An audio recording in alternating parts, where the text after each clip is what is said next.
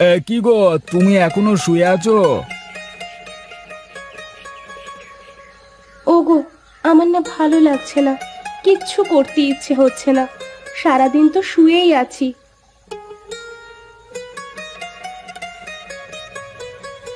বাবা, মা না আজকে রান্না করেনি, আমাকে সকালে রান্না করা খাবার খাইয়েছে। সে কি কথা! তোমাকে আসলে কিছুই বলবার নেই, জানো তো।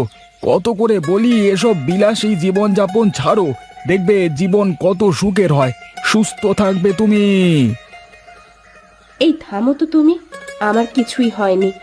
আমার কষ্ট বুঝতে হবে না তোমাকে। যাও, বাবা মেয়ে বসে একটু আড্ডা দাও, আমি রান্না করে দিচ্ছি।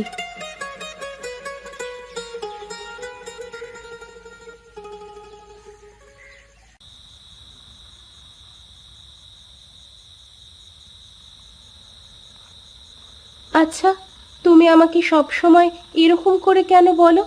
আমি কি তোমাকে দিয়ে বেশি খরচা করাই সব সময়? আহা, তুমি আসলে বিষয়টা বুঝতেই চাও না কখনো।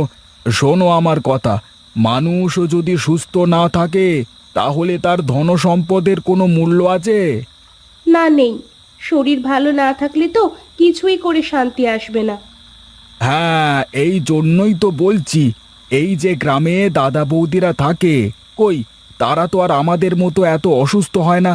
তারা তো সব সময় ভালো থাকে, হাসি খুশি থাকে। তাই বলে কি তুমি আমাকে ওই কাদা ময়লা দুর্গন্ধ ভরা গ্রামে থাকতে বলছো? না না, আমি কেন তোমাকে গ্রামে থাকতে বলবো? আমি ভাবছিলাম দু একদিনের মধ্যে একটু গ্রামে যাব, দুদিন থেকে আসবো। দুদিন থেকে আসবে মানে? তোমার অফিস নেই?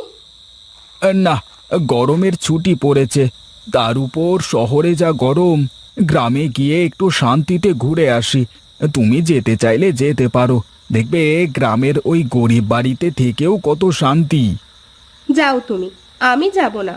ঘুম পাচ্ছে আমার। তুমি এসিটা একটু বাড়িয়ে দাও তো।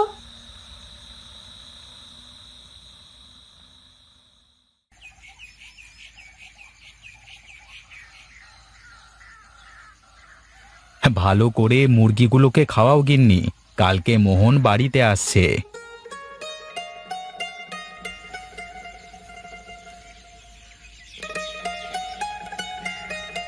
সত্যি কাকু বাড়িতে আসছে?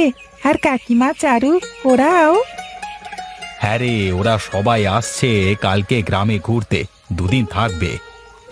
হ্যাঁ, হঠাৎ কি মনে করে গায়ের কথা মনে পড়লো